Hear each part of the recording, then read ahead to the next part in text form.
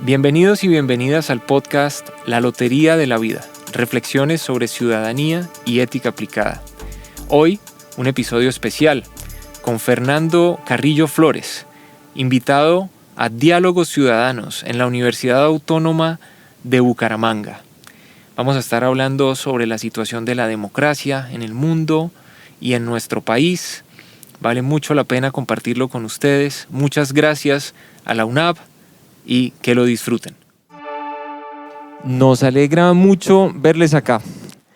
Diálogos Ciudadanos es un espacio privilegiado que tenemos en esta universidad que deberíamos tener por todo el país y en todas las democracias del mundo para discutir, dialogar, deliberar sobre asuntos de interés público, o sea, que nos interesan a todos, que nos deberían interesar a todos, y para hacerlo desde el respeto, la tolerancia, promoviendo el pluralismo. Y por eso este proyecto de Diálogos Ciudadanos es tan importante para el Departamento de Estudios Sociohumanísticos. Muchas gracias por estar acá. Yo soy Juan Carlos Mantilla, dirijo el Departamento de Estudios Sociohumanísticos. Nos acompaña Fernando Carrillo Flores. Es una persona con una trayectoria muy especial en la democracia. Fue constituyente en 1991, una de las personas que promovió el movimiento de la séptima papeleta y que participó en el diseño institucional de la Constitución del 91. Ha sido ministro de Justicia, ha sido ministro del Interior, director de la Agencia Jurídica para la Defensa del Estado, embajador en España, procurador general de la Nación, hoy en día vicepresidente del grupo Prisa, y yo de manera anecdótica cuento que gran jefe también, porque yo trabajé con él en el Ministerio del Interior y fue una experiencia muy, muy interesante para entender este país y esta democracia. Y él está presentando este libro que se llama, como dijo el rector, Sin Miedo, defender la democracia desde la democracia. Y como breve introducción para darle la palabra, yo quisiera decir que parece que muchos hoy en día interpretamos que la democracia está en riesgo. Y hay gente también que ha interpretado que la democracia estaba en riesgo desde antes, pero hoy en día se volvió muy aguda esa sensación. Hay unos indicadores muy dicientes, como por ejemplo que hay 93 regímenes autoritarios y 73 democracias, cuando otros politólogos al inicio de nuestro siglo decían que había 2/3 de los países más o menos que eran democracias. Entonces ese es el tema de nuestra conversación. Y lo primero que yo quisiera preguntarle a Fernando aquí con este grupo de jóvenes que nos acompaña es ¿por qué está en riesgo la democracia? ¿Y qué tiene que ver con ustedes los jóvenes?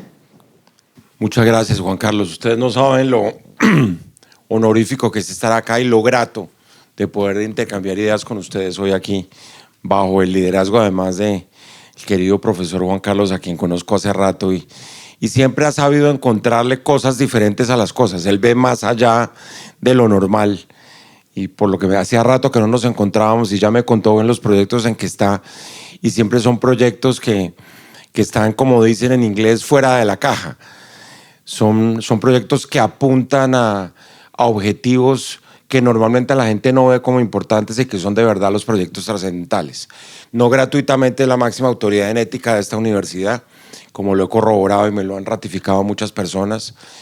Algo que además está en completo desuso, la ética, que le importa 5 a la mayoría de la gente y que cree que puede vivir sin eso.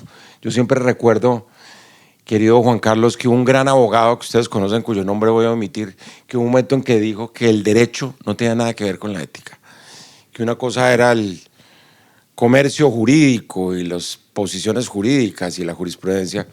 Para los que no son abogados, pues eso es una herejía, pues decir que uno no tiene en una disciplina como el derecho que regula la vida en sociedad postulados éticos, que eso no sirve, que eso entra en contradicción con el ejercicio de la ciencia jurídica. Y fíjense que lamentablemente ese es el pensamiento prevaleciente hoy en día.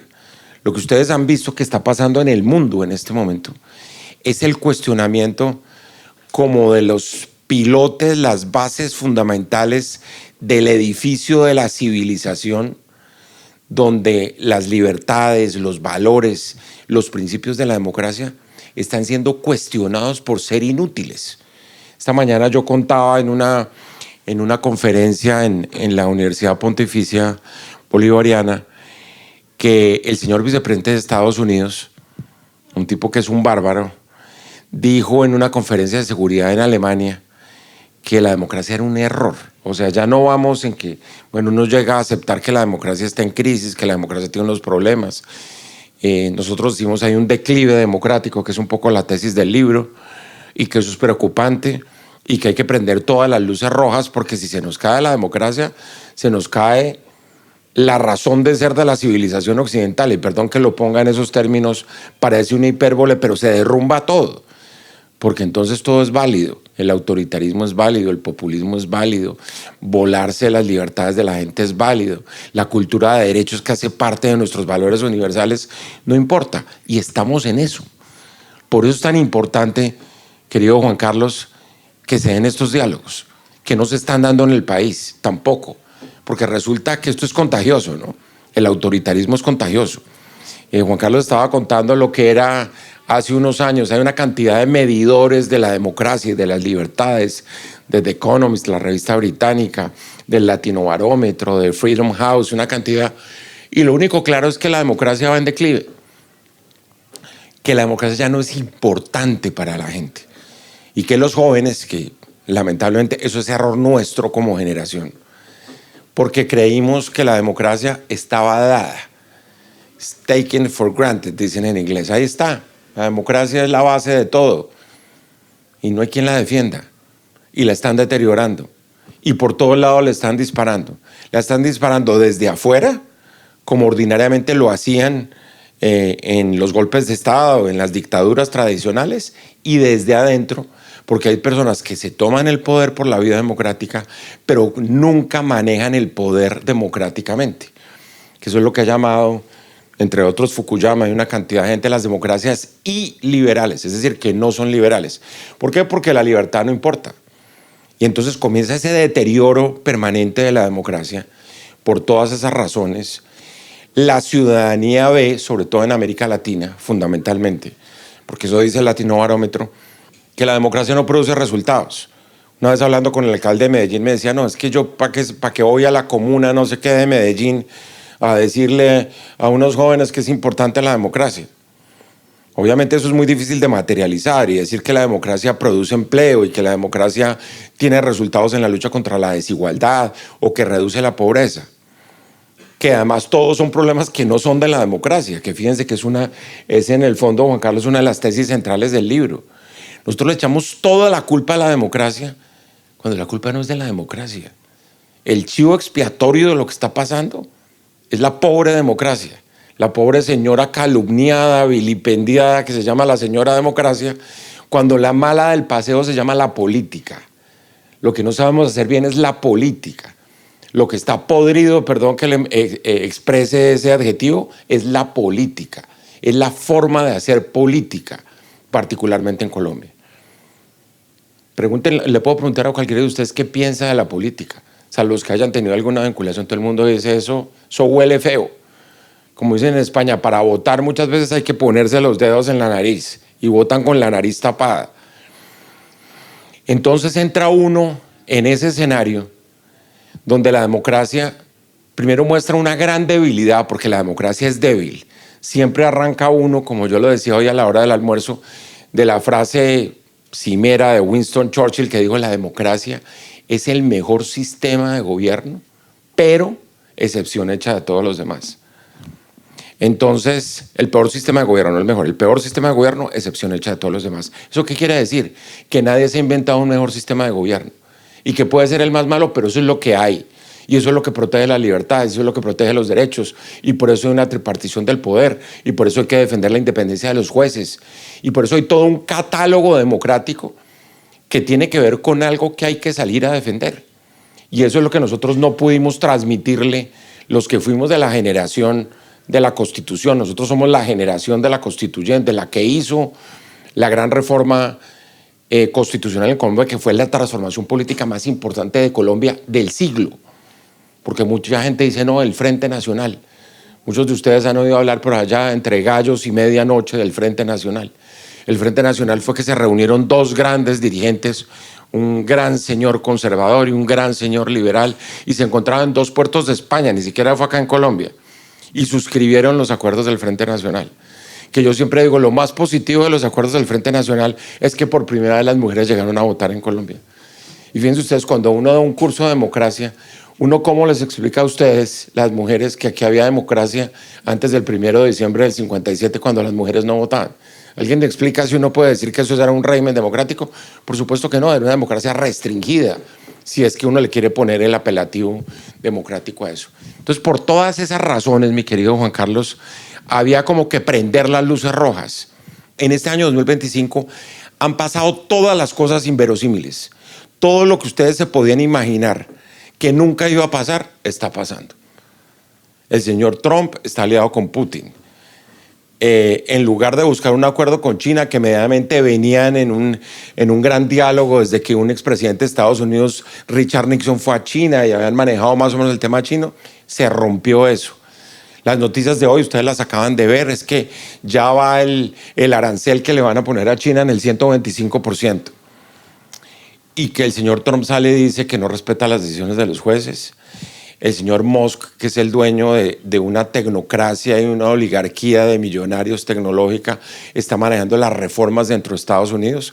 Como alguien decía, un blanco surafricano es en este momento el que está haciendo la gran reforma en Estados Unidos. ¿Por qué? Porque tiene plata y controla la tecnología.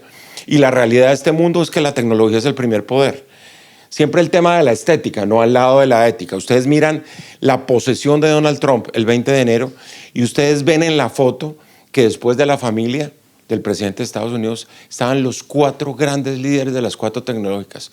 Y allá atrás, todos los líderes políticos republicanos, todos los que hicieron presidente a Donald Trump, pero no, los importantes eran Zuckerberg, era Jeff Bezos, era Musk, en fin, el poder tecnológico. Y el poder tecnológico está hoy al servicio de un autoritarismo de manera indiscutible. Entonces, esa cosa contagiosa del autoritarismo es con lo que tenemos que lidiar. ¿Y cuál es la víctima? La democracia. ¿Y cuál sale? La tía mala esa que se llama la política, que es la que ha cometido los errores de hacer malos políticos, de producir políticas públicas malas y de enrarecer el ambiente porque infecta de intereses particulares algo que es público. Y ese es un tema que tiene que ver con la ética. Es que en el espacio público hay una ética pública. Y la ética pública cubre tanto al sector público como al sector privado. Y aquí me estoy metiendo en los terrenos de un experto en ética que es Juan Carlos. Y estamos en ese dilema. Y yo creo que los dilemas de la sociedad, yo le decía ahora a Juan Carlos, es que deberíamos pensar en propiciar estos debates, porque fíjense, todo lo que está viendo Colombia en este momento son grandes debates sobre temas éticos. No de corrupción, no esa vaina de que sale que yo soy el líder anticorrupción, el moralista contra la corrupción que estábamos hablando, que Juan Carlos escribió de eso en ese libro que publicó. Y resulta que cuando uno es el cruzado anticorrupción y sale y lo manifiesta abiertamente, radicalmente, normalmente esos son los líderes más corruptos, los que salen a defender un moralismo a ultranza y a decir que yo soy impecable y que yo no cometo errores de ninguna naturaleza. Esos son los que incurren en ese tipo de conductas. Pero bueno, esa es otra discusión. Lo que quiero decir es que sí estamos como en curva, estamos en una mala hora, con un liderazgo mundial. Dicen en inglés son las horas bajas de la humanidad. No estamos en el mejor momento del liderazgo. Claro, mucha gente dice, no, ustedes tienen una nostalgia por los grandes líderes europeos. Felipe González en España, Helmut Kohl en Alemania, la señora Thatcher en Estados Unidos. Hoy no hay nadie, hoy no hay con quién hablar. Y eso lo aprovecha un líder autoritario que parece un caudillo latinoamericano, porque esa es la verdad, porque tiene todas las condiciones de ser un caudillo. Ayer estaba leyendo un artículo de un profesor de Harvard que se fue a vivir a Canadá porque dijo, esto ya es un régimen fascista, un régimen que se toma las universidades, un régimen que desconoce las decisiones del Poder Judicial. Y un poquito ese es el escenario. Entonces, la conclusión de eso, y perdón que me extendí, Juan Carlos, es decir, todo eso que yo escribí por allá entre julio y agosto del año pasado, me quedé corto completamente en relación con todas las crisis que estamos viviendo, que están todas agudizadas.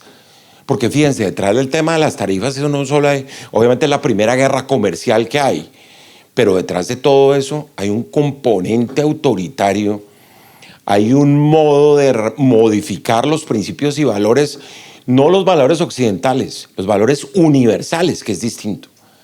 Después de la Segunda Guerra, el mundo se sentó en una mesa y dijo, mire, los valores que tenemos que proteger son estos: la libertad, la igualdad, la fraternidad, el humanismo. Me encanta ese nombre del departamento del cual tú eres director, porque eso está en desuso además. Hablar de humanismo, perdónenme lo que les diga, uno habla de humanismo hoy en día, es un pobre pendejo, usted es un soñador, saben el humanismo, que si eso se acabó. ¿Cuál humanismo tiene Trump en las políticas que pone en marcha? ¿Cuál es el humanismo de Putin? ¿Cuál es el humanismo de la derecha europea?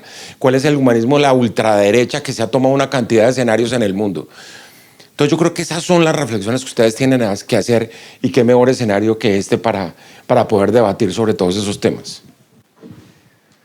Bueno, yo creo que esa respuesta ya nos pone el panorama muy, muy claro para la discusión. Y en ese tipo de encuestas mundiales, continentales como Eurobarómetro, Latinobarómetro, hay un dato que a mí me llama mucho la atención, y es que 7 de cada 10 personas, eso lo cita el último Informe Mundial de Desarrollo Humano del Programa de Naciones Unidas para el Desarrollo, 7 de cada 10 personas sienten que no tienen ninguna incidencia sobre las instituciones públicas que los gobiernan. Y 5 de cada 10 sienten que no tienen incidencia sobre su propia vida. O sea, que andan por la vida respondiendo a las necesidades, que no pueden tomar decisiones que le den forma a su propia vida, como decidir qué estudiar o decidir en qué trabajar. Y es en ese contexto que los jóvenes se han decepcionado de la democracia. Es en ese contexto que los jóvenes han empezado a pensar, algunos, pues yo no voto porque eso no tiene ninguna repercusión, eso no me va a sacar de la pobreza, eso no me va a dar nuevas oportunidades, y eso es lo más riesgoso que hay para la democracia, porque se quedan votando solamente las personas a las que les conviene que las cosas sigan como están. Y por eso la siguiente reflexión que quisiera que abordáramos es cómo podemos distinguir entre la tentación autoritaria de líderes que utilizan mecanismos que son en principio democráticos y las reformas sociales que son verdaderamente necesarias. Es una línea, yo me puse a pensar en esto al pensar en esta conversación. Es muy difícil saber cuándo es una tentación autoritaria y cuándo es una reforma social que es de verdad necesaria. Y yo creo que es útil para los jóvenes acá presentes que reflexionemos sobre eso. Sí, yo creo que mirando el nombre de estas jornadas, hay dos elementos que por supuesto tienen una profunda carga ética: el diálogo como instrumento democrático y la ciudadanía como objetivo ético democrático. Uno un instrumento, el otro un fin. Y realmente cuando uno piensa en todo esto, pues se da cuenta que lo que importa es el método también. Y tal vez la respuesta yo la enfocaría por allí, Juan Carlos, en el sentido de que determinadas reformas sociales, particularmente en un continente como América Latina, que ustedes saben que es el continente más desigual del mundo, no el más pobre, porque el más pobre es África. Desigualdad implica esa gran brecha entre ingresos en las poblaciones, y eso es América Latina. Y Colombia es el segundo país más desigual de América Latina, y América Latina es la primera región del mundo en materia de desigualdad. Ahí hay un problema ético, empezando por ahí. Y por el otro, la historia, además, es que fíjense que además nos están echando la historia de que todo esto es nuevo. Son los populismos de siempre. El populismo tradicional, Perón, y súmenle todos los generales de América Latina que fueron dictadores, lo que hacían era eso, era convencer al pueblo que ellos eran los únicos que eran capaces de hacer las reformas sociales, pero lo hacían a través de métodos autoritarios, que es un poco dentro de la sofisticación de cómo evolucionan las cosas, lo que pasa hoy dentro del debate parlamentario. Buena parte de lo que sucedió, por ejemplo, con algunas reformas en el Congreso, es que los actores políticos de siempre utilizaron las formas de siempre. Y las formas de siempre eran acuerdos clientelistas, contratos, puestos, tráfico de influencias para hacer aprobar las reformas en el Congreso. La falla está ahí. Y un gobierno de izquierda que se esperaba que nunca fuera a incurrir en eso, pues también lo hizo. Y fracasaron las reformas.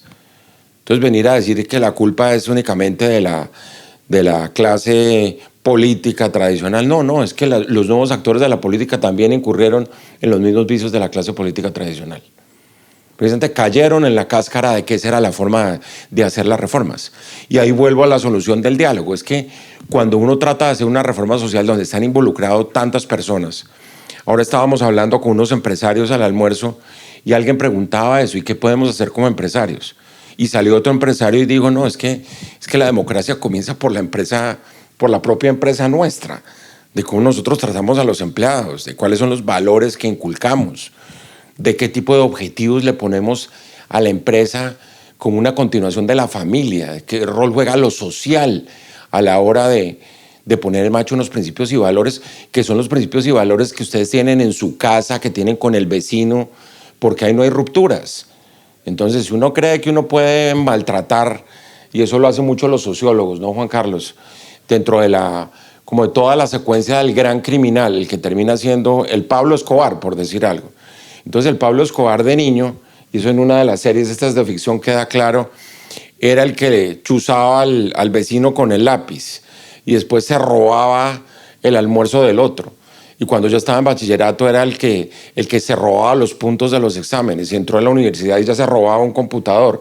Una secuencia que, quiero decir, se va flexibilizando la ética y de pronto es una expresión y se va corriendo la cerca de la ética. Entonces, ¿qué es lo que es malo y qué es lo que es bueno? Entonces viene toda la relativización de todo eso.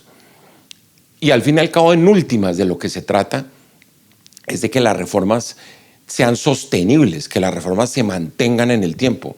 Y lo que está claro es que una reforma impuesta a las patadas, pasando por encima de los derechos de la gente, así sea una reforma que tenga como objetivo garantizar los derechos sociales de los otros, es una reforma que no va a ser sostenible en el tiempo, porque el método es el diálogo. Y de ahí la importancia de cómo se llama esto, de esto que se está haciendo acá, que es oír al otro, que es oír las razones del otro, es aceptar que uno puede estar equivocado, y es buscar el consenso. Y si no se logra el consenso absoluto, pues sean consensos relativos en donde se puede llegar a afirmar que uno está de acuerdo en tantas cosas y puede estar en desacuerdo en otras. Pero hubo diálogo, hubo deliberación, que ese es un tema del que yo le decía a Juan Carlos que podemos hablar, que es realmente el último grito de la moda en materia de democracia, por decirlo así, de esa manera, es la democracia deliberativa, no es la participativa, que además en el mundo tiene unas características muy especiales. Por ejemplo, encuestas deliberativas. Entonces, si uno siempre le pregunta a alguien, ¿a usted le han hecho una encuesta? Esas de Inbamer o el centro. A nadie le han hecho la encuesta. Uno no sabe a quién llaman, cuándo lo llaman y a nadie le han hecho una encuesta. Pero normalmente uno lo llaman y le preguntan sí o no. Es binaria la conclusión. Hay unas encuestas que ya le preguntan a la gente sí o no, pero ¿por qué? Y son los llamados mini públicos, Juan Carlos. Los mini públicos son democracia deliberativa. Es esto que estamos haciendo acá, pero normalmente para abordar determinados temas que son controversiales. Lo hizo el presidente Macron de Francia, por ejemplo, con los chalecos amarillos. ¿Ustedes se acuerdan de ese estallido social que hubo en París, que se llevaron hicieron una cantidad de daños y demás? ¿Cómo lo solucionó? Con asambleas ciudadanas, que fíjense, no son reuniones de áulicos partidistas. No es que, es que yo voy a solucionar el problema, yo llamo aquí a los del varón clientelista de Santander y me trae aquí 50 personas a hacer ruido y aplaudir. No es eso. Es al azar escoger la gente. Eso es lo que se llama hoy democracia por sorteo, que es lo mismo que una encuesta. Una encuesta es por sorteo. O sea, salvo que uno quiera hacer el mal y quiera sesgar la encuesta y va y la hace en un solo sector que uno sabe más o menos qué va a contestar y después le da un viso de que eso fue una encuesta democrática. Entonces, en la democracia por sorteo tiene el mismo peso el basurero, el señor que trabaja en servicios públicos de Barranquilla, que el profesor de la Universidad de los Andes de Bogotá, que el indígena del Cauca, que la señora del Catatumbo. y cada uno tiene el mismo peso a la hora de tomar una decisión. Y eso hoy funciona mucho en el mundo, porque además está el cuento de que la democracia no solo se ejerce cada 4 años con el derecho al voto.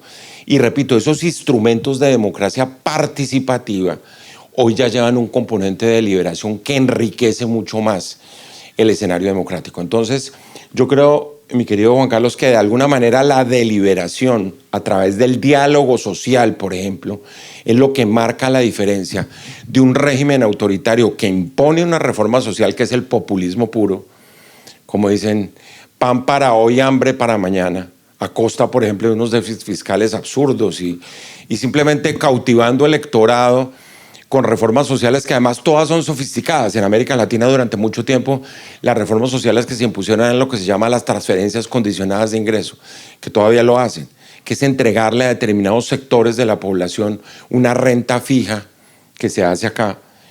Pero en la mayoría de los estados se demostró que eso lo que era un instrumento de clientelismo. En Argentina la desmontaron, en México la desmontaron, en Brasil Bolsa Familiar la desmontó, porque había el componente de que eso era una herramienta política.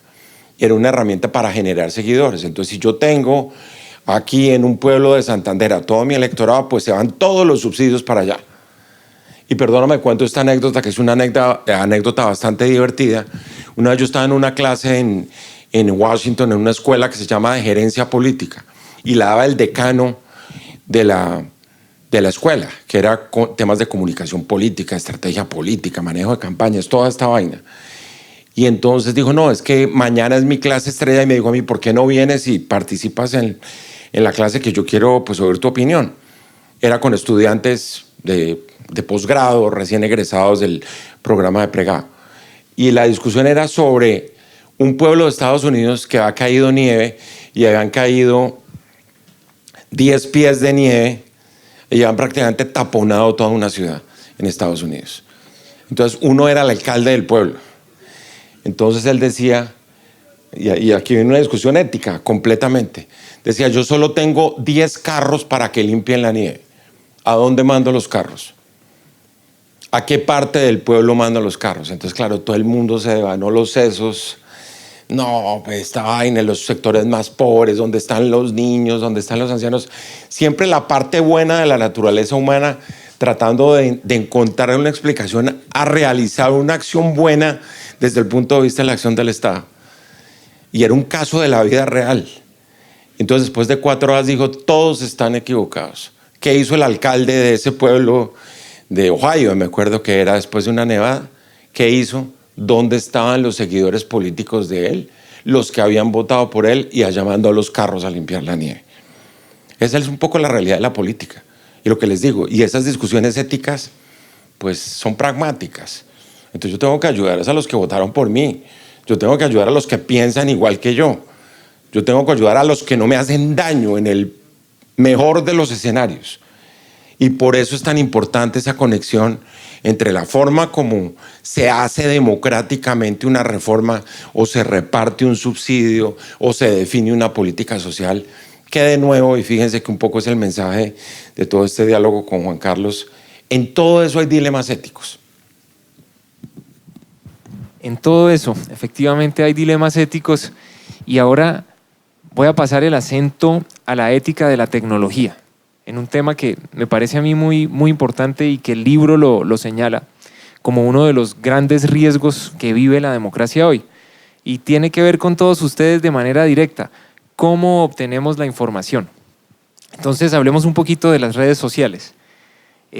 Nosotros crecimos en una época en que obteníamos la información con un periódico, con un noticiero, de pronto, y evolucionamos hasta un momento en el que la mayoría de la gente obtiene su información con las redes sociales.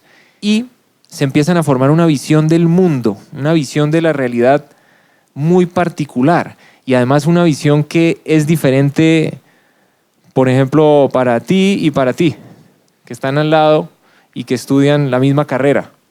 Pero los dos pueden hacerse una visión de la realidad que es totalmente distinta. Para uno de ustedes dos podría ser que Colombia está viviendo, por ejemplo, las mejores transformaciones sociales de su historia. Y para la otra, que Colombia está viviendo el peor periodo y el peor gobierno de su historia. Y resulta que estudian en la misma universidad, viven en la misma época, supuestamente en la misma realidad, pero se hacen una visión de la realidad, se la forman una visión que es muy, muy diferente y tiene que ver con que los algoritmos que determinan qué información le va a llegar a ustedes identifican muy bien a qué son sensibles las personas, a qué están dispuestos a dedicar un tiempo mayor de atención. Quiero dedicar 5 minutos a ver este video y el otro video ni siquiera lo soporto durante 10 segundos. Y así, poco a poco, al cabo de 2, 3, 4 años, una persona puede ser, por ejemplo, muy fácilmente transformada en un extremista de izquierda y la otra en un extremista de derecha, ¿sí?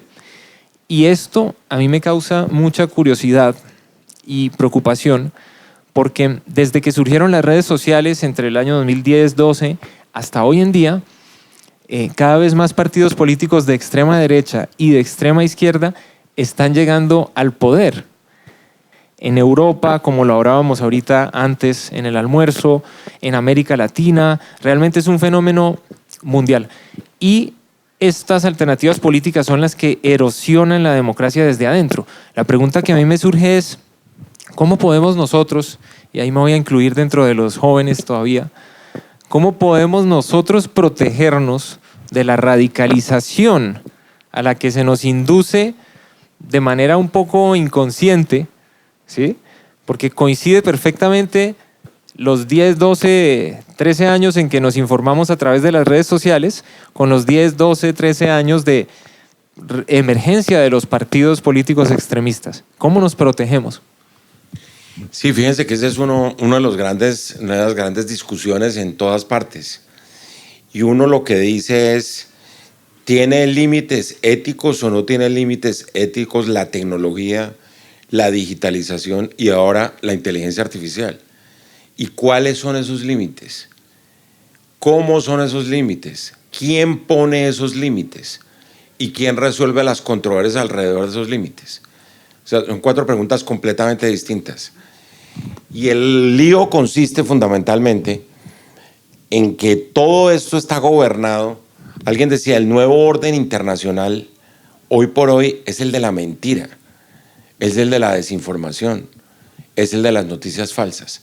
La tal posverdad, yo no sé, eso sonó mucho siempre el tema de la posverdad antes de la pandemia.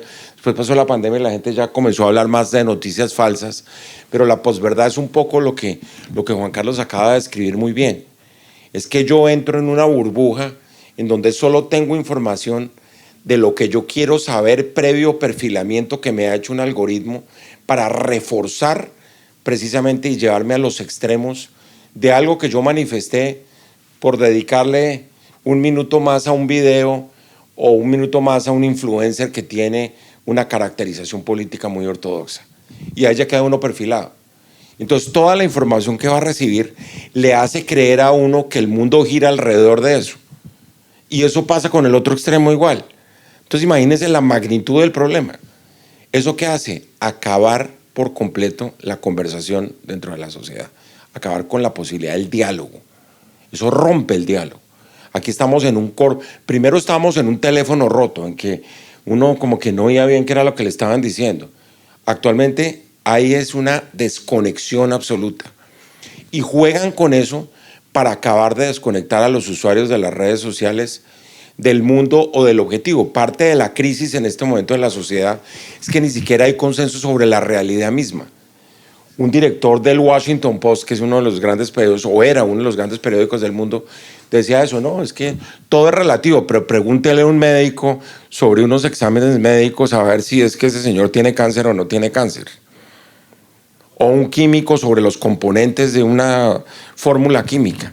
Pero ya ni siquiera eso es la verdad, porque uno no se atreve ni siquiera a sostener una gran verdad porque sabe que automáticamente le va a salir un radical a decirme eso que usted está diciendo es completamente falso. Nunca con argumentos, porque la polarización es eso. En la polarización no hay argumentos. En las redes sociales no hay debate sobre nada. Es simplemente consolidación de una posición extrema que impide la conversación y que impide el diálogo. Entonces el tema es mayor. Y el tema es mayor por el daño que hace. Ustedes saben que la gran epidemia después de la pandemia es la epidemia de salud mental que hay en el mundo. Y las redes sociales, lamentablemente, y la tecnología, sobre todo en general, tiene mucho que ver con eso. Porque la gente queda metida en una burbuja en un extremo y la otra en otro extremo. Y la afectación sobre la política es esencial. Ustedes probablemente vieron una serie que salió después de las elecciones en Estados Unidos y del Brexit en Inglaterra, que se la recomiendo, que es cómo Cambridge Analytica manipuló todos los datos de determinadas personas. Porque el primer debate, como lo mencionaba Juan Carlos, es de quién son los datos. Eso ya en Europa tiene una caracterización, y es que hay habeas data, que es la protección de los datos de la persona, y los datos son de la persona. Pero en las redes sociales los datos son de las redes sociales, y las redes sociales venden nuestra información a sus anchas al mejor postor. Entonces todos los perfilamientos de los que están en este salón terminan en manos de un decir, no, aquí tengo un bocado de cardenal, miren lo que voy a hacer con estas 80 personas que tengo ahí, y entra el algoritmo a bailar y termina alinderando a unos y a otros en los extremos. Y esa es la realidad del ejercicio de la política. Eso para el caso de Colombia todavía es más dramático, porque aquí estamos acostumbrados a solucionar los problemas con violencia. Eso es muy triste reconocerlo, pero es así. Entonces, toda esa violencia verbal que ustedes ven normalmente en las redes, tarde o temprano termina convertida en violencia física, porque simplemente no hay conversación. De ahí que la clave de cualquier método democrático es esto, y vuelvo a insistir, en el diálogo, en sentarse en la mesa, en oír al que piensa distinto, porque eso no lo van a encontrar en las redes sociales, sino lo van a encontrar, obviamente, en las posibilidades de liberarse de todos esos condicionamientos que en este momento determinan qué es y qué no es la verdad, con un agravante, que el problema de las noticias falsas, yo en este momento trabajo en un grupo de medios de comunicación, imagínense, y el dilema diario no solo es contar la verdad, lo que es verdad, sino desmontar las mentiras, que son dos cosas completamente distintas. Y el tema de las mentiras es una cosa dramática, es que ya con inteligencia artificial uno puede crear, además en términos de la trazabilidad, 1, 2, 3, 4, 5 videos que se convierten en una noticia. En España pasó con la violación de una niña en una parte que era una pura creación de unos tipos desocupados que se pusieron a crear la noticia. Y la crearon y lograron meterse en los periódicos más serios de España, convencidos de que eso era real. Entonces, fíjense, ya ni siquiera sobre la realidad uno puede decir que hay un pensamiento único. Entonces yo pienso una cosa, lo dijo Trump. Ustedes se acuerdan que Trump dijo que él podía salir a la esquina del Parque Central de Nueva York y matar a una persona, y la gente no iba a creer que él era capaz de matar a una persona. Pues tuvo 83 cargos criminales y pues lo eligieron presidente de los Estados Unidos. Entonces, ni siquiera hay consenso sobre la realidad. Yo les contaba esta mañana, hay una anécdota también de un director de un medio en Estados Unidos que es fundamental, porque decía, bueno, usted es el director de un medio, llega un periodista y le dice, está lloviendo. Y llega otro periodista y le dice, no está lloviendo, ese señor está equivocado. Entonces uno es el director del medio, ¿qué pongo en el periódico? ¿Que está lloviendo o que no está lloviendo? Entonces el tipo decía, la solución es muy simple, abra la ventana y corrobore a ver si está lloviendo. Y eso se llama verificar, se llama contrastar, se llama en inglés fact-checking, que es lo que debe hacer un medio. Ustedes recuerdan, por ejemplo, en los debates de Trump y de Kamala Harris, que salían las afirmaciones de Trump y a los 5 minutos salía el fact-checking de CNN diciendo, este tipo dijo 10 mentiras, eso no es verdad, eso es una verdad a medias. Porque hay verdades a medias también, que terminan convertidas en mentiras. El problema de las verdades a medias es que terminan siendo con un sustrato de verdad que coincida con la realidad, montan todo un escenario y termina eso convertido en una gran mentira. Entonces yo sí creo que, y esto lo vamos a vivir acá, yo les digo, yo no quiero parecer apocalíptico, pero estoy seguro que en esta elección presidencial esto va a ser, pero mejor dicho, la feria de las noticias falsas, la feria de videos, la feria de audios, el ataque bajo, porque ahí la pregunta es ¿y quién termina regulando esto? Yo estoy convencido que, como decimos aquí en Colombia, el que le pone el cascabel al gato van a ser los jueces. Y tienen que venir de los jueces de Estados Unidos, donde están las demandas más millonarias contra las tecnológicas. Porque al comienzo hubo de parte de las tecnológicas un interés en tener como unos parámetros éticos, Juan Carlos, De hecho, Zuckerberg en el caso de Facebook lo hizo. Y nombró, incluso había una abogada colombiana, Catalina Botero, que estaba en el panel que le hacía recomendaciones para que se respetaran unos límites éticos dentro de las redes sociales o dentro de los contenidos tecnológicos. Pues no, 2 semanas antes del 20 de enero, él resolvió decir que ese tipo de límites eran límites a la libertad de expresión. Miren el argumento, que él no podía limitar la libertad de expresión, porque todo el mundo distingue lo que pasa en el mundo de la tecnología, en lo digital, de lo que se escribe en un medio o se dice en un noticiero de televisión. Entonces, el que dice una mentira en una pieza escrita o en la televisión, ese sí puede incurrir en injuria y en calumnia. Pero en las redes sociales o en cualquiera de los instrumentos de la tecnología no hay injuria y calumnia, porque la libertad de expresión no tiene límites. Y esa es la discusión. Eso es muy difícil y va a ser muy difícil. Y por eso yo creo que como ciudadanos debemos ser muy intencionales en la búsqueda de la información. Esto no significa que todos nos tenemos que volver investigadores sobre todos los temas de la ciudadanía, pero sí que tenemos que tener algo de rigor e intentar desarrollar un criterio propio, no creerse todo, ¿no? El tema del fact-checking a mí me lleva, y les comparto también una anécdota. Cuando era niño me gustaba el fútbol, después dejó de gustarme y solo volví a verlo en algunas finales de mundial. Y cuando volví a verlo y yo ya era grande, vi que se hacía una cosa estratégica, que eran las faltas tácticas. Y yo no lo entendía, pero un partido que vi con los ingleses, era Inglaterra, hizo una cantidad enorme de faltas, casi todo el partido haciendo faltas, y yo me aburrí mucho de ver ese partido. Y resulta que luego me enteré que eran las faltas tácticas. Y cuando yo jugaba fútbol, jugábamos sin árbitro, porque a nadie se le ocurría cometer una falta voluntariamente. Y si uno la tocaba con la mano, uno decía, paremos, que esto fue con la mano. O el balón se salió, paremos, retomemos el juego. Y dije, pues yo pensé, no sé, en 20, 25 años ha cambiado mucho el mundo y hoy necesitamos fact-checking. Y eso me parece increíble. En Francia también ocurrió en las elecciones que había equipos de 6 o 7 personas para revisar los datos que mencionaban los candidatos en los debates. Y eso que Francia es un país que se caracteriza por tener una democracia de muy alto nivel y una ciudadanía muy, muy consciente. Entonces, fíjense, si eso pasa en Francia, si eso pasa en Estados Unidos, nosotros como ciudadanos somos los únicos que tenemos algo de control. Nos van a decir una cantidad de cosas y lo único que uno puede hacer es ser muy intencional e intentar entender por uno mismo, pensar por uno mismo. Creo que ese es un mensaje importante de mandar en esta charla. Si cada uno piensa por uno mismo, tenemos mucho más chance de ser menos extremistas, de tomar mejores decisiones como ciudadanos. Porque estas elecciones van a ser un ejercicio para todos nosotros. Bueno, una pregunta que me parece muy pertinente, interesante y de importancia también histórica es, ¿qué tiene de especial la Constitución de 1991 que hace que en Colombia sea viable aún defender la democracia en medio de este contexto mundial que hemos venido describiendo?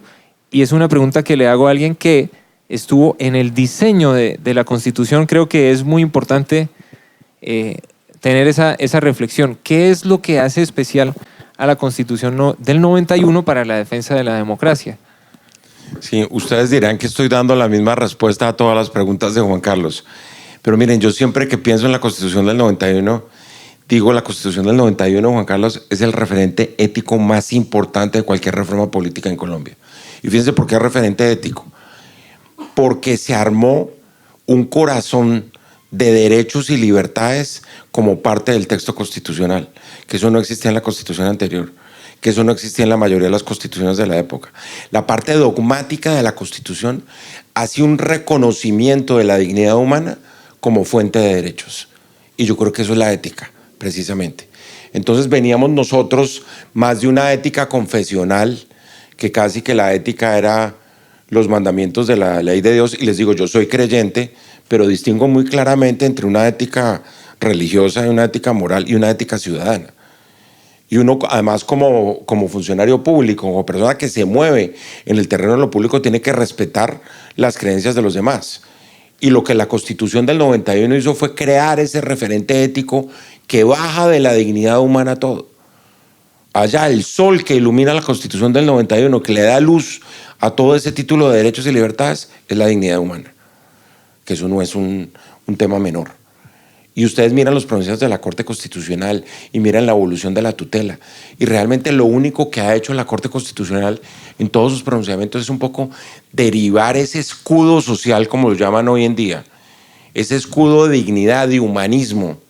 Hay una filósofa a la que estábamos hablando, que es Adela Cortina, que habla de la ética ciudadana. Y bueno, y por supuesto don Guillermo Hoyos, que fue el más importante filósofo, y yo les diría con una proyección visionaria, que uno hoy lo lee y uno, este tipo cómo escribió esto hace 20 años y cómo vio lo que venía.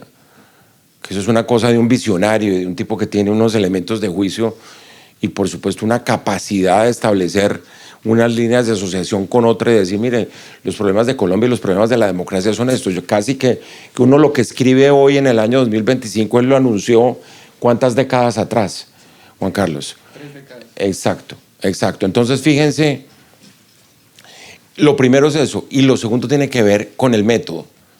Y fíjense en la importancia del método. Es que resulta que hasta 1991 las constituciones las hacían esos señores de abrigo negro, mayores, que eran los dioses del Partido Liberal y del Partido Conservador, y se sentaban, había una expresión que tú has oído, en el canapé republicano. El canapé es un sofá. Entonces los señores se sentaban en un sofá y hacían los grandes acuerdos sobre el futuro de Colombia, que eso fue el Frente Nacional. Pero los que redactaron la Constitución de Núñez en 1886, los delegatarios de Núñez eran un poco lo mismo. Eran los amigos del presidente de la República, unos tipos muy, muy cercanos al presidente, muy cultos además. Estaban Miguel Antonio Caro y personas que en el mundo de la lingüística y todo eso eran notables, pero que escribieron unas constituciones absolutamente restringidas desde el punto de vista de lo que iba a ser el desarrollo de una Colombia que desbordó eso a las 2 décadas de expedir la Constitución. Alguien dice que esa Constitución del 86 era una Constitución para hombres bogotanos, blancos y católicos. O sea, miren las 4 exclusiones que implica lo que acabo de decir. Las mujeres fuera, los que no son blancos fuera, el que no tenga plata fuera, el que vive fuera de Bogotá fuera. Y esa fue la Constitución que nos regió durante 105 años. Y de pronto se mete un consenso, que aquí voy al sexapil de la Constitución de 1991, se mete un consenso donde está todo el país, partidos políticos, ya aparecen gente de todos los sectores, se mete un movimiento guerrillero incorporado a la vida civil que acaba de firmar la paz, se meten los indígenas, los negros, y ustedes llegan a la conclusión que esto era otro país. Esto era excluyente, esto estaba bloqueado, como decía en el sistema político, por el Frente Nacional. Entonces yo creo que esos dos, puede haber otros, pero yo creo que los dos principales son, primero, el referente ético, que es la Constitución del 91, en su título y en su corazón social de derechos, y segundo, el consenso más grande de la historia reciente de Colombia. El Frente Nacional no les llega a los tobillos al consenso que se logró en 1991 en el marco de la Constituyente, porque ahí estaba todo el país. Les cuento, uno echa esta historia. Yo presenté el libro en Roma hace un mes, y entonces una profesora de la Universidad de Turín me decía, pero ¿cómo es eso que en la Constituyente de Colombia se sentó en la presidencia un jefe de un movimiento guerrillero, léase Antonio Navarro Wolf, que era el jefe del M-19, movimiento que había secuestrado a un señor que era el otro presidente de la Constituyente, que era Álvaro Gómez Hurtado? Eso es inverosímil para la gente. Pero es que no lo habían secuestrado 30 años antes, no, lo habían secuestrado el año anterior. Había pasado escasamente, si acaso, un año. Y se sentaron y se pusieron de acuerdo. Y buena parte de los grandes acuerdos de la Constituyente, que eso es insólito, fue un exdirigente de un movimiento subversivo con quien representaba la derecha en Colombia, que había sido secuestrado por el M-19 un año antes. Entonces ahí ven ustedes la magnitud de lo que representó la Constitución del 91. Eso era inverosímil de nuevo, que pasara. Yo digo que fue como un gran paréntesis de las victorias de la clase política tradicional, porque fue un gol que nosotros, los estudiantes, en ese momento le metimos a la clase política. Entonces uno llegaba a la constituyente y los que llegábamos a la constituyente nunca a buscar puestos, a contratos, a que le nombraran uno a los primos en el gobierno. No, esa vaina no era.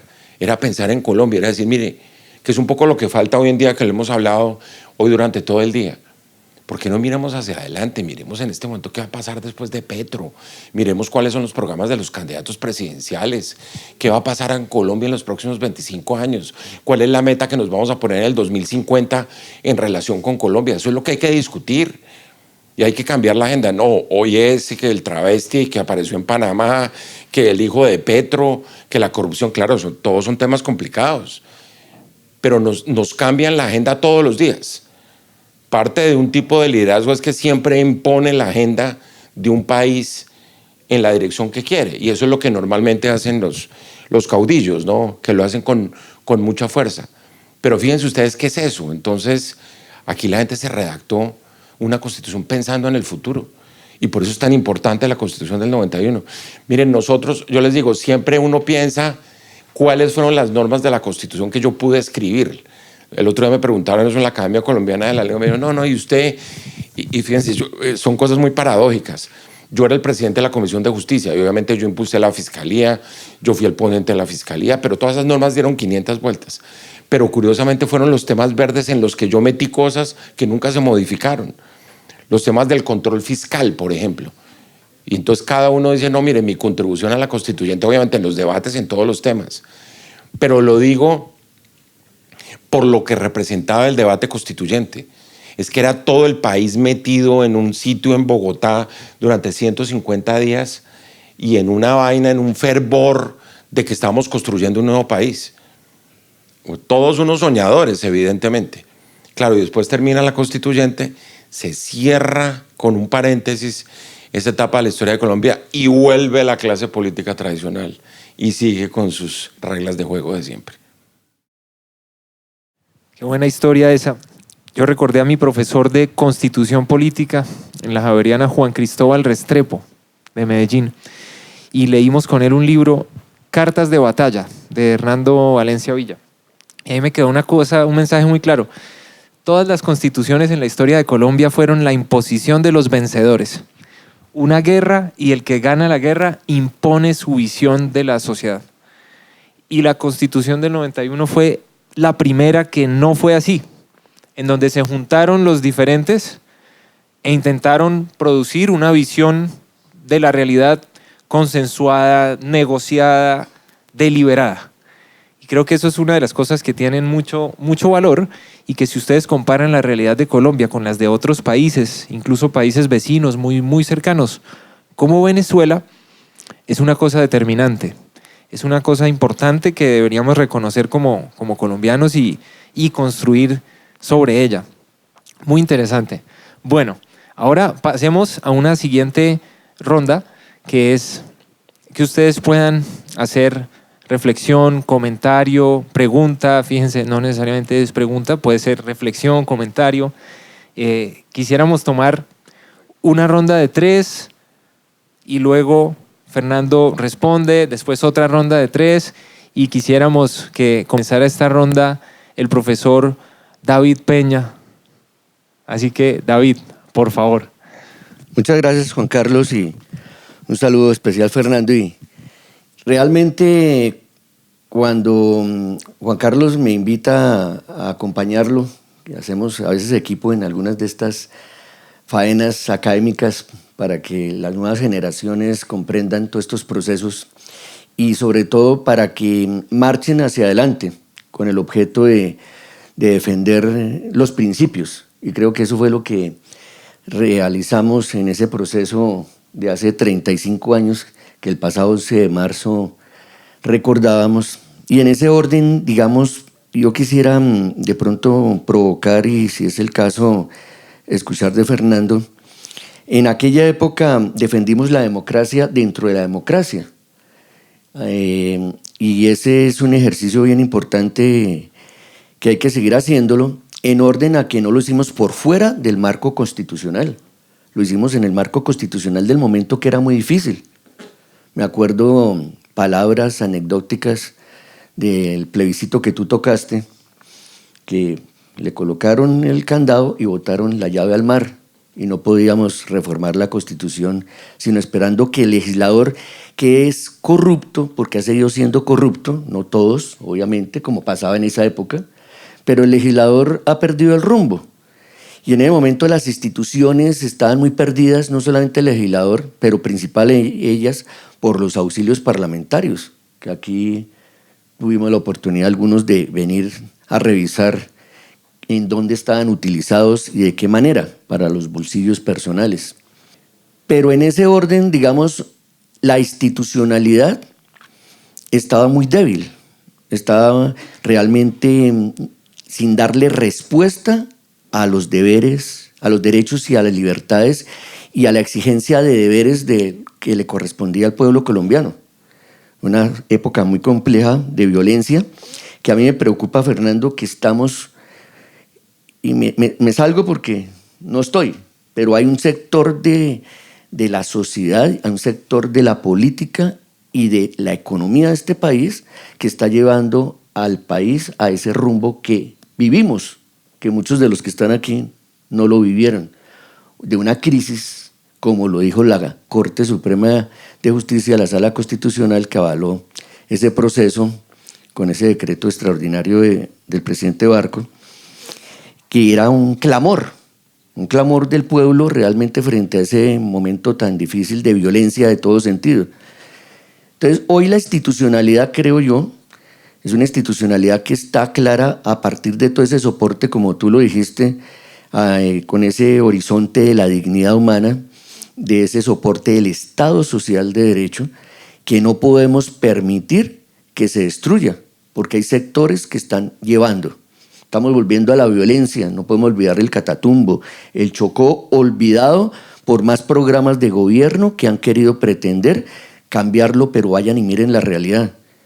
Tú sabes que yo trabajé en la Defensoría del Pueblo, tuve algún tiempo perdidos, pero tuve que caminar muchos sitios que no he vuelto y a veces uno lamenta por no volver porque esa es la verdadera Colombia. Pero la Colombia olvidada por muchos gobiernos que han pasado durante esta 34 años que va a cumplir el próximo 4 de julio e insisten en querer resolver los problemas con cambios, y ese no es palabras. ¿Dónde está el plan de desarrollo actual cumpliéndose? Esa es la institucionalidad. ¿Dónde están los planes de desarrollo de los departamentos y de los municipios? Esa es la realidad en donde está trazado lo que van a hacer en los 4 años que ustedes y yo elegimos o no elegimos. Entonces, ahí es donde el Estado Social de Derecho, con la Carta Política del 91, como lo dice Fernando, es el rumbo que tenemos. No podemos perderlo. Y ahí está la democracia, ahí está la defensa.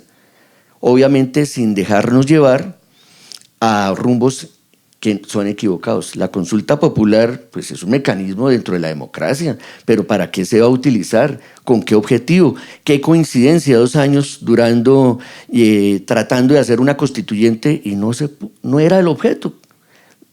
Tengamos la constitución y hagamos la realidad. Entonces ahí es donde creo yo que coincido con ese título y con esas consideraciones que hoy nos has contado y que pues habrá que invitar a leer el libro en orden a defender con lo que tenemos hoy. No nos dejemos llevar por los bodegueros, no nos dejemos llevar por las redes. Eso no es lo que está viviendo el país. Y eso que hace rato yo no camino país, porque lo camino es aquí en la universidad, me la paso en la universidad, pero leo, escucho, no las redes, también las veo, también hago parte de redes, pero hay que leer los grandes periódicos, como los que ha nombrado Fernando, y aquí en nuestro país los tenemos.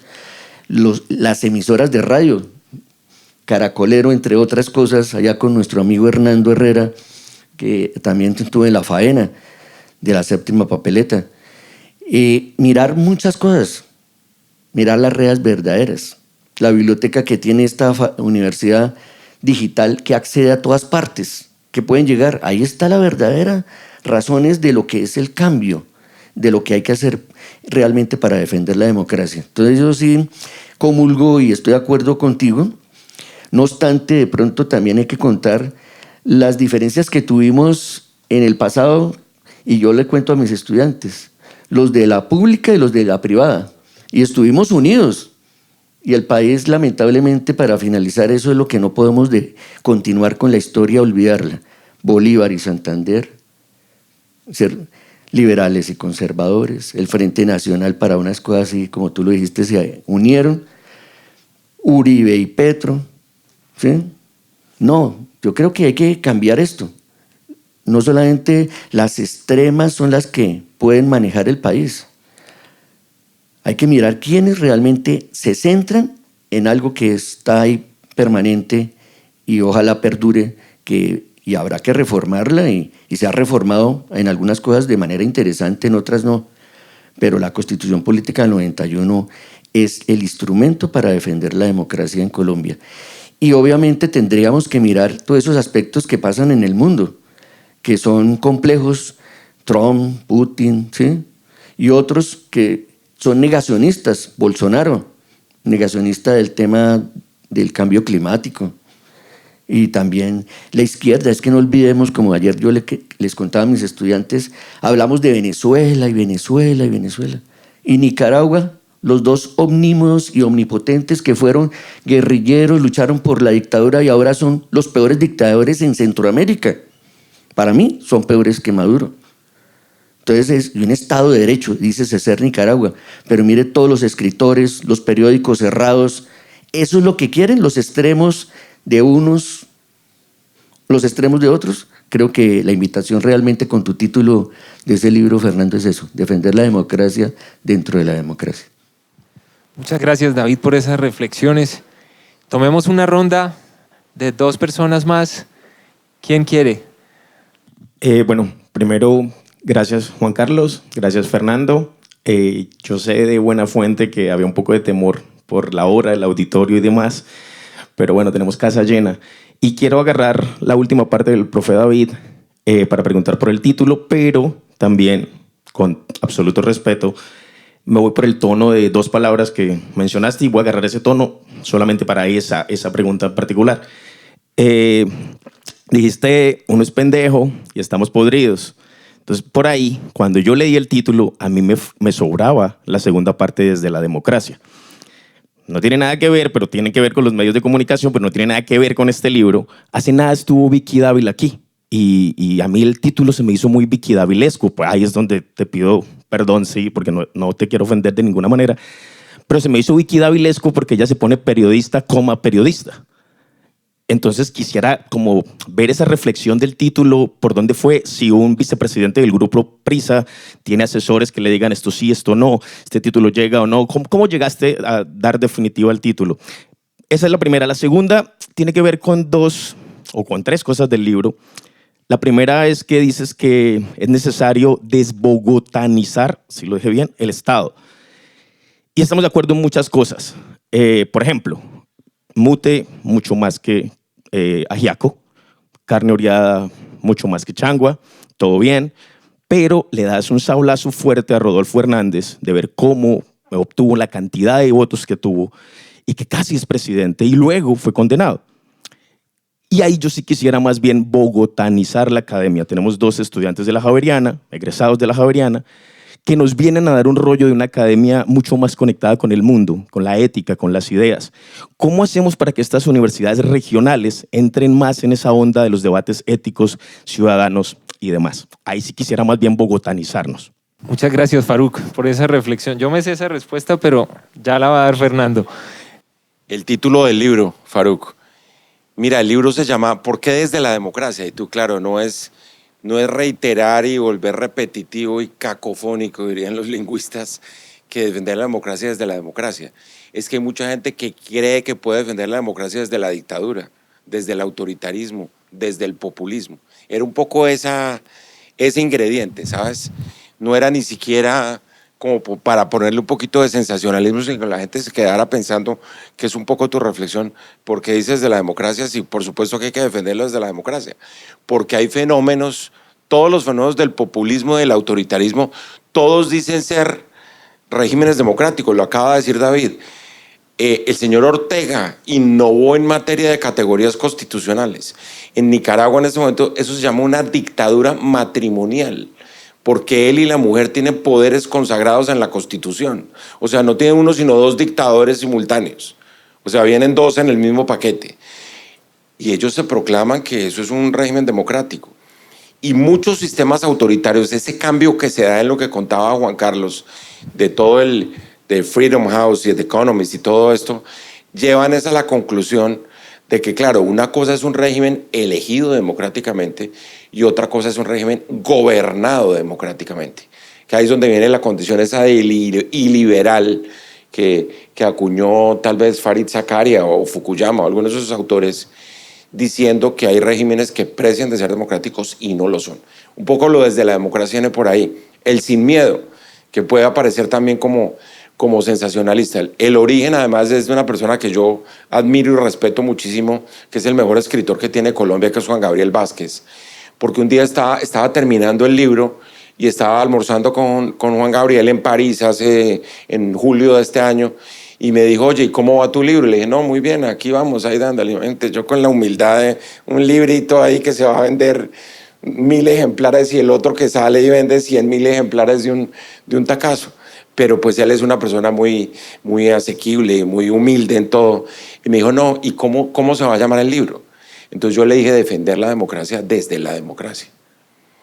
Y me dijo, eso está muy largo para un libro de no ficción. Eso no tiene gancho, me dijo específicamente. Entonces me dijo, mándame el primer capítulo que yo quiero verlo. No me dijo que me iba a hacer una sugerencia de título. Y el primer capítulo dice algo así como reformar sin miedo al cambio. Y me dijo el título del libro, Sin Miedo. Y después me puse a investigar el tema del miedo. Les confieso que dije, no, pues él tiene razón. Eso sí, lo hace por intuición. Pero fíjense que en toda la literatura sobre el miedo aparece, creo que fue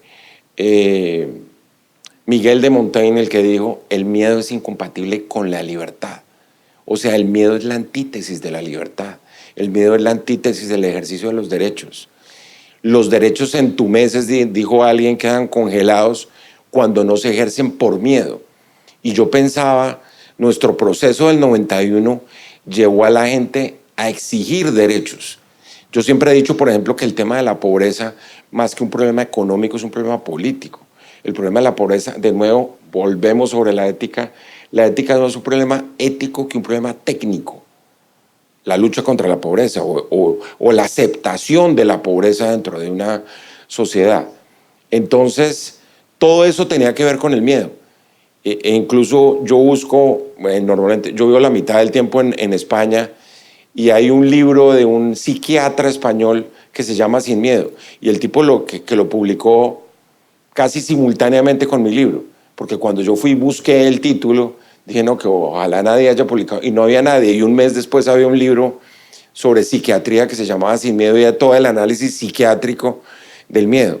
Y en realidad, pues mejor no puedo calzar el nombre después de lo que pasó el 20 de enero en el mundo. O sea, el mundo lo que está hoy es contra la pared, así viendo qué va a pasar con sus libertades, con sus derechos, con las reformas sociales, cuando se acabaron las reglas de juego de la comunidad internacional. Usted recuerda que llevamos desde el 94, Juan Carlos, haciendo acuerdos de libre comercio por todas partes, convencidos que la apertura económica era la gran solución, que en el fondo es un ejercicio de libertad, porque las tarifas es lo contrario de la libertad económica. O sea, si se trata de ser neoliberales o liberales, lo que ustedes quieran. Y esto es la antítesis de todo eso. Yo les decía ahora, es que esto es la copia más bien del modelo chino de desarrollo, que es levantar las tarifas. En América Latina, además, esta fue la política que en un momento dado creyó un tipo que de buena fe planteó la política de sustitución de importaciones cuando se creó la CEPAL, ¿te acuerdas? La Comisión Económica para América Latina, era decir, no vamos a sustituir las importaciones. Las importaciones no hacen ni producen crecimiento económico ni producen empleo. Y hoy se le da la vuelta a la torta y estamos en el tema hasta que hoy parece que ya comienza a vislumbrarse, que alguien me dijo, un economista alguna vez en Estados Unidos me dijo, no, es que no van a ser los jueces los que le van a poner el orden a esta cosa, va a ser el propio mercado. Y vieron lo que anunció Trump hoy, no, se echó para atrás, con lo cual se corrobora que todo era una estrategia de negociación.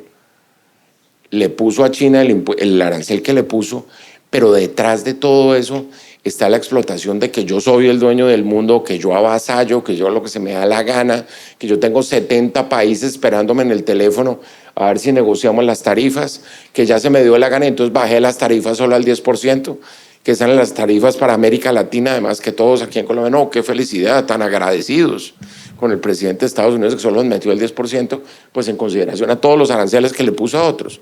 Pero es que vienen cosas más complicadas, viene la desertificación, viene algún tipo de represalia, porque yo creo que en últimas esto se mira en clave de seguridad, que creo que lo decía desde el comienzo. Él lo que está buscando son resultados en términos de sacada de los inmigrantes de Estados Unidos, de control de la seguridad de las fronteras, y un poco ahí lo que va a jugar es cómo puede llegar a demostrar que con este modelo le dio más seguridad a Estados Unidos. El resto de la región no importa, pero que le dio más seguridad a Estados Unidos. Y que la gente puede salir a la calle de nuevo sin miedo, que la gente puede estar tranquilamente viviendo y desarrollándose por lo menos dentro de las fronteras. Porque fíjense que es una forma de nacionalismo total, a él no le importa el resto del mundo. La ayuda exterior de Estados Unidos es completamente secundario. Por el contrario, la cortó para que haya dentro de los balances aún cosas más infladas a nivel de ingresos.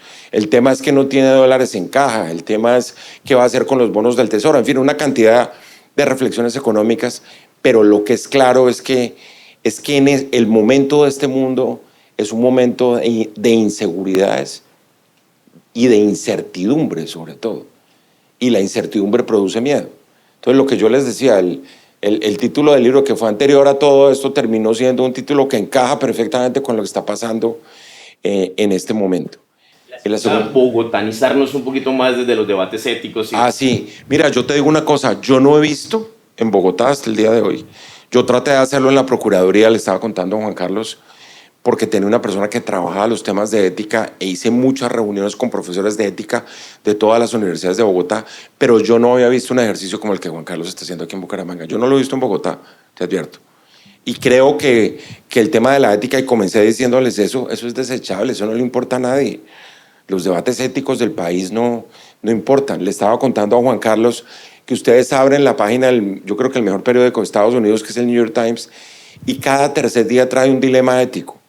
Como diciendo, estos son los temas que en el mundo hoy van a prevalecer. Ética aplicada en cualquier campo de la acción diaria de la sociedad. Yo creo que esos son los debates. Imagínense ustedes lo que viene en esta campaña electoral.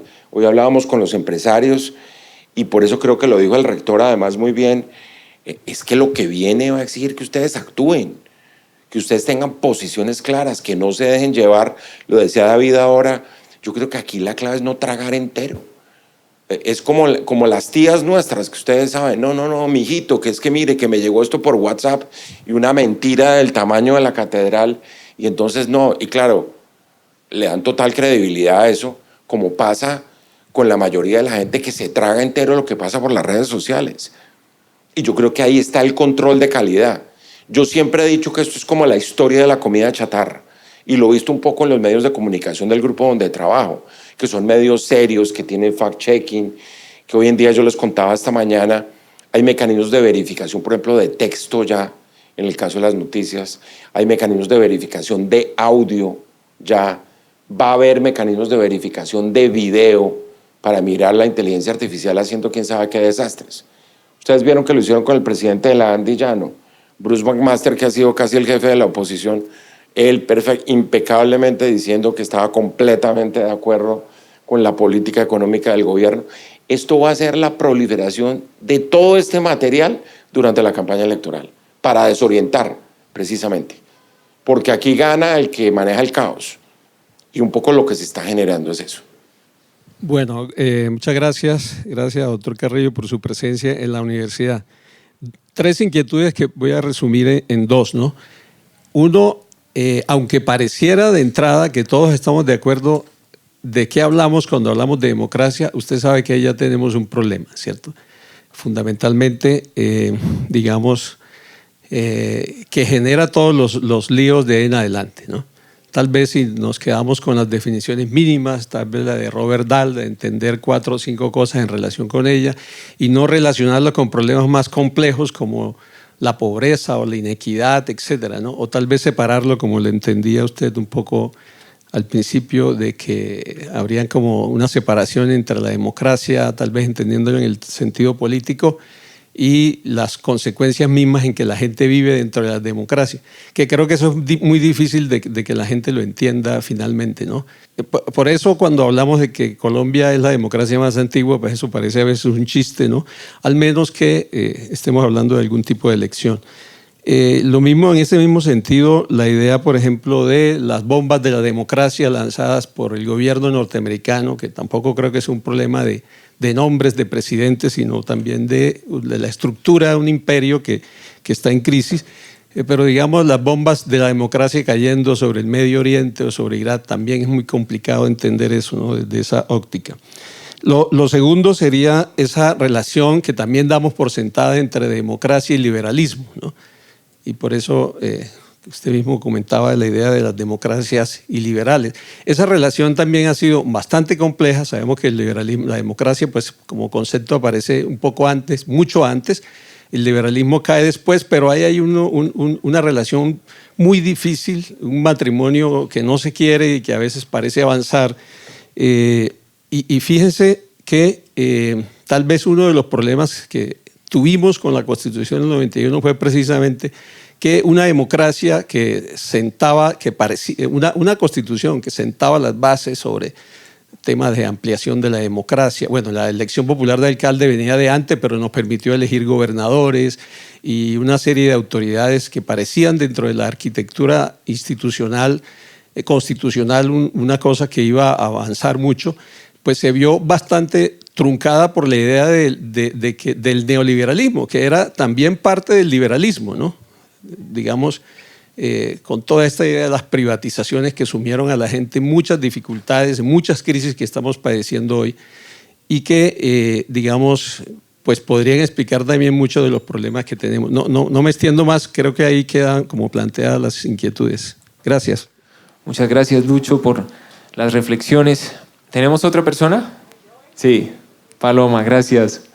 Primero, como una reflexión, doctor Carrillo, estaba acordándome de una, o sea, siento que con la democracia, le estoy dando la espalda a usted, ¿qué carajos? Con la democracia pasa como con Dios, ¿no? En el nombre de Dios se cometen tantas cosas terribles.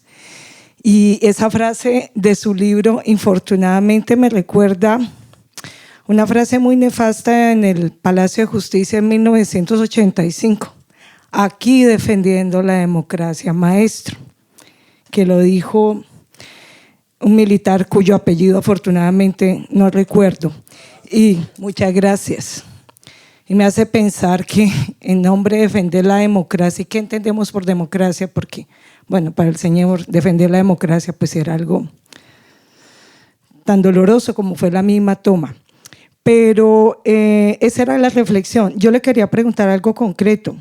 ¿Por qué la cuna de la libertad, de la democracia, libertad occidental, que es Estados Unidos, llegó a este momento? ¿Qué pasó? Como que echáramos para atrás la película. ¿Cómo ocurrió? Gracias. Muchas gracias, Paloma. Bueno, yo voy más hacia la dinámica que venimos hablando de espacios de diálogo como este.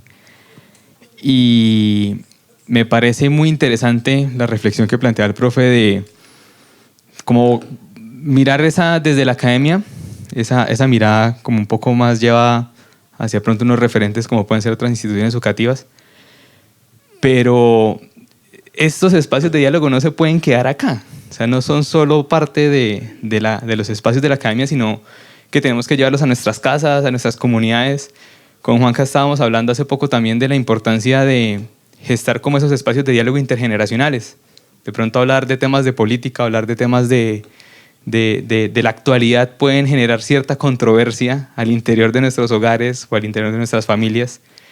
Y tenemos que aprender a respetar esas diferencias. Tal vez cuando ponemos el ejemplo de las tías o los tíos que pueden creer en una noticia falsa que les llega de un momento a otro, pues es porque tal vez nosotros en ese momento podemos tener un acceso a la información que nos permite cuestionar más esas líneas. Pero todo este contexto, o sea, de la pregunta es como direccionada hacia, de pronto, qué estrategias podemos implementar ya en un ámbito un poco más personal, un ámbito más familiar, para encontrar estos espacios de diálogo también desde el respeto pues, al interior de dinámicas como pueden ser las familias, que nos han de pronto como metido el chip de esto no se habla, en esta mesa no se habla de política ni de religión para evitar problemas.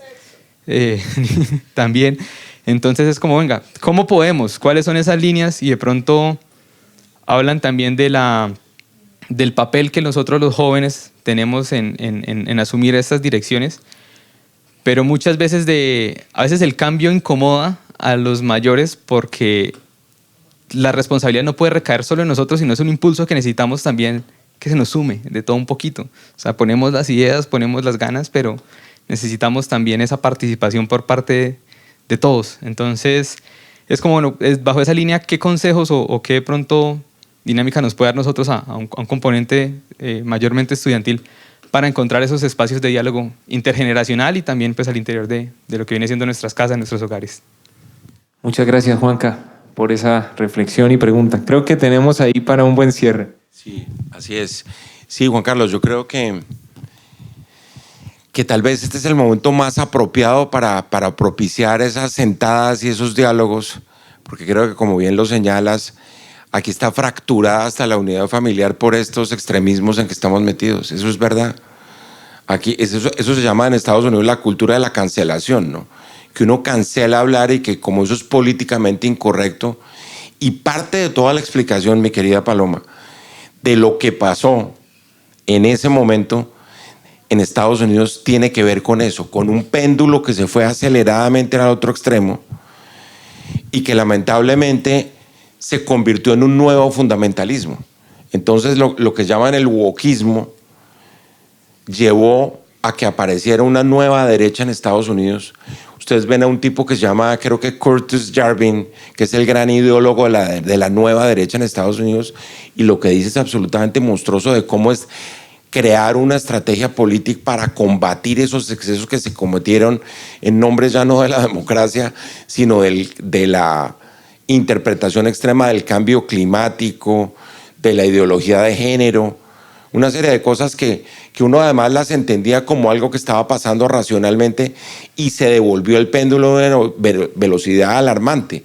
Yo les cuento, cuando yo estuve en Europa, por ejemplo, estaba hablando con el viceministro de Relaciones Exteriores de Italia, que yo lo conocí hace tiempo, y que es un tipo de la coalición de centro. Él es de centro, pero está en el gobierno de derecha de Meloni.